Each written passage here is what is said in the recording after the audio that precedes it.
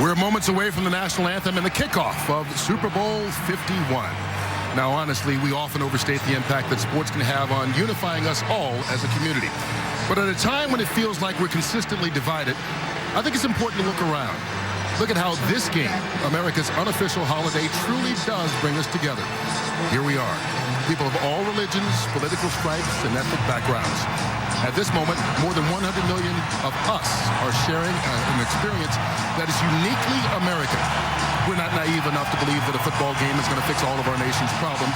But as Olympic gold medalist Simone Biles, along with civil rights icon Harry Belafonte remind us, we've been through tough times before, and we've always come through it, doing it together.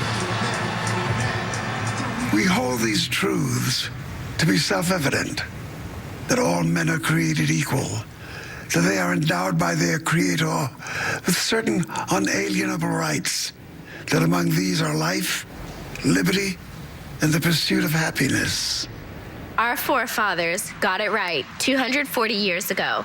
Equality, freedom, they belong to us all. And in case we falter in our ways, they wrote it down for us to always remember and cherish. We, as Americans, have a duty to uphold and protect those rights. That is what unifies us. And the symbol of our unity has 50 stars and 13 stripes. In 1974, the great American artist Johnny Cash wrote of a ragged old flag.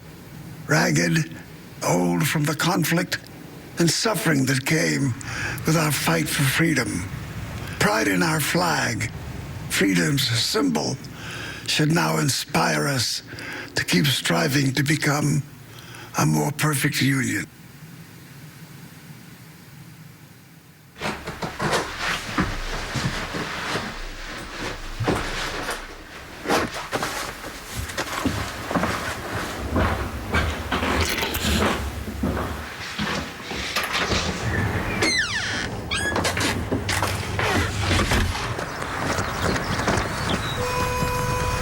I walked through a county courthouse square.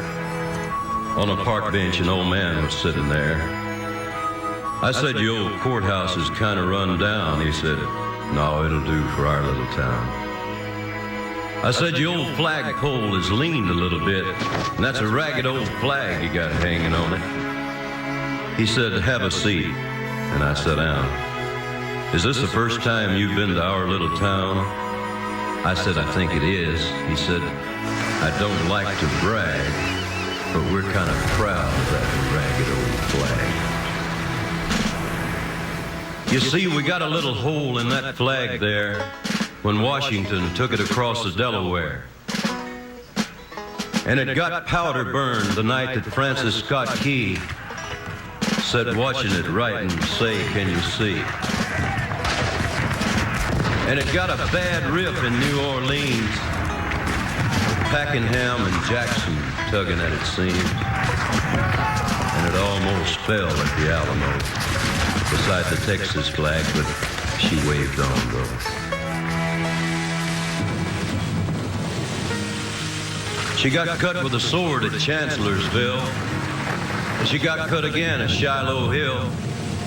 There was Robert E. Lee, Beauregard, and Bragg, and the south wind blew hard on that ragged old flag.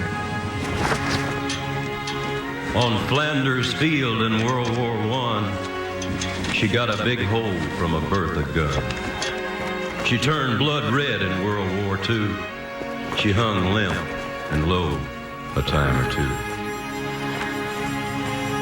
She was in Korea, Vietnam.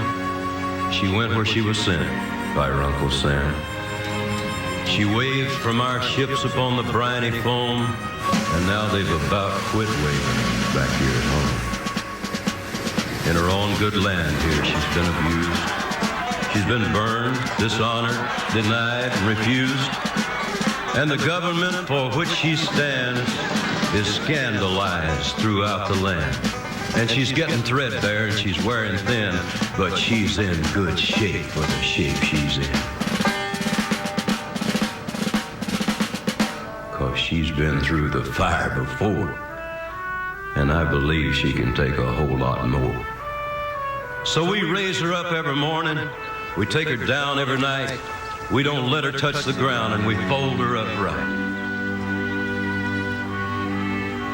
On second thought, I do like to brag, 'cause I'm mighty proud of that